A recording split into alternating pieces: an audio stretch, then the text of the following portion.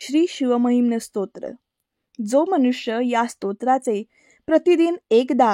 दोनदा अथवा तीनदा पठण करेल तो मृत्यूनंतरही शिवलोकामध्ये वंदनीय होईल. असे स्तोत्र आता आपण श्रवण करणार आहोत. महिम्न पारन्ते परमविदुषो यद्य सदृशी स्तुतिर्ब्रह्मादीनामपि तदवसन्नास्त्वयि गिरः अथावाच सर्वस्वमतिपरिणामावधिगृणन् ममापेश स्तोत्रे हरनिरपवादः परिकरः अतीतपन्तानन् तव च महिमा वाङ्मनसयो रतद्व्यावृत्यायन् चकितमभिधत्ते श्रुतिरपि स कस्य स्तोतव्यः कतिविधगुणः कस्य विषयः पदे तर्वाचीने पतति न मनः कस्य न वचः मधुस्फीता वाच परममृतं निर्मितवत स्तवन् ब्रह्मन् किं वाङ्गपि सुरगरोर्विस्मयपदम् मम त्वेतां वाणीं गुणकथनपुण्येन भवता पुनामीत्यर्थेऽस्मिन् पुरमथनबुद्धिर्व्यवसिता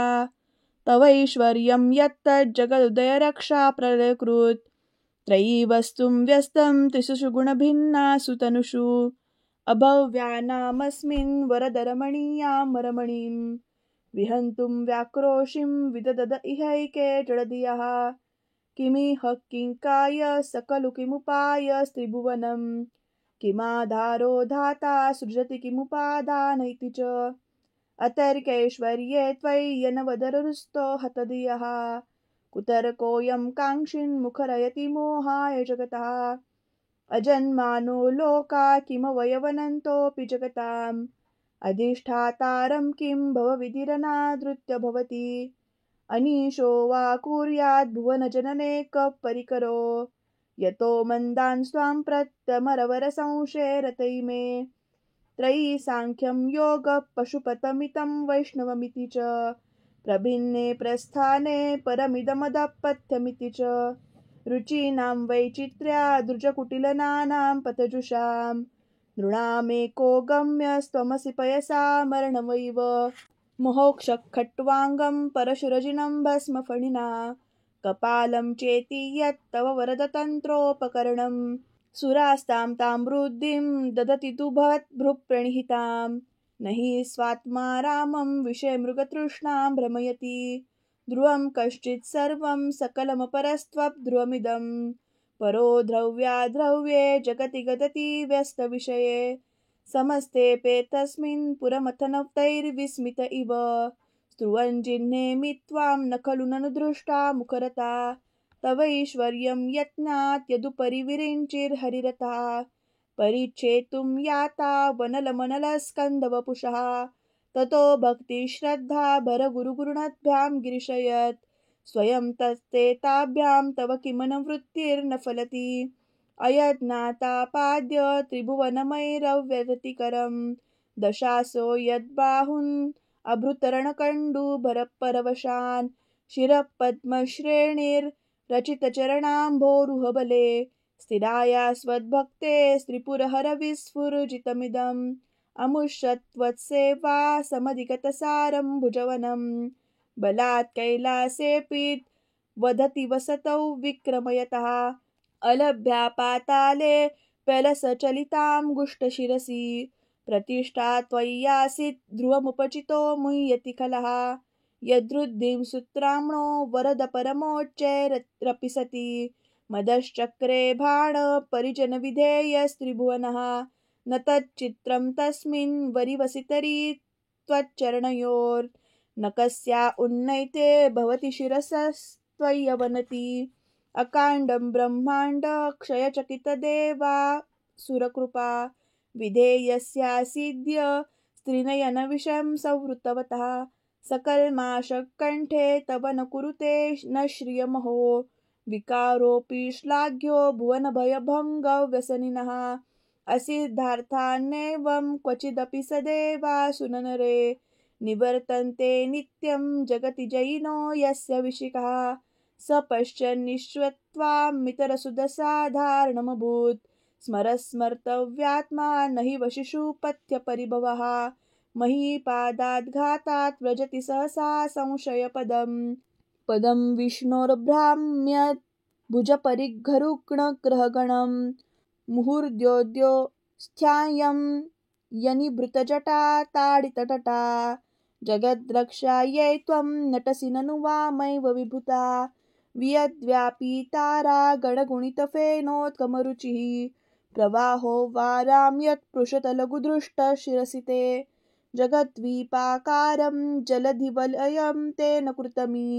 त्यनेनैवोन्ययं धृतमहिं दिव्य तव वपुः रथक्षोणीयन्ता शतधृतिर्ग्रेन्दो धनुरथः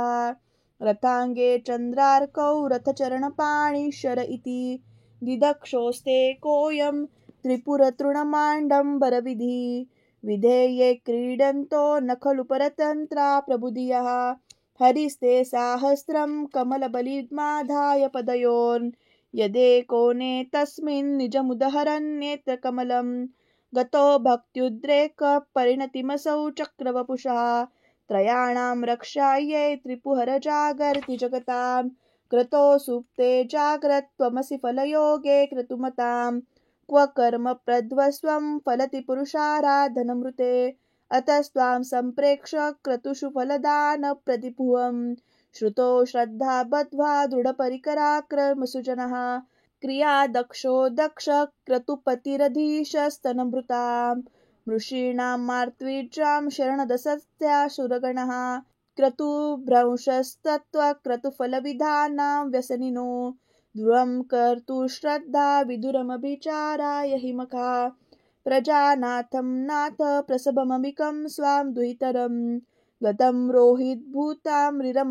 रिरमयि अमृषस्य वपुषा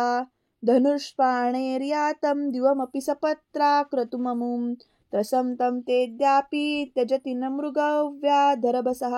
स्वलावण्याशंसा धृतधनुष्महन्नाय तृणव्रत पुरप्लुष्टं दृष्ट्वा पुरमथ पुष्पायुधिमपि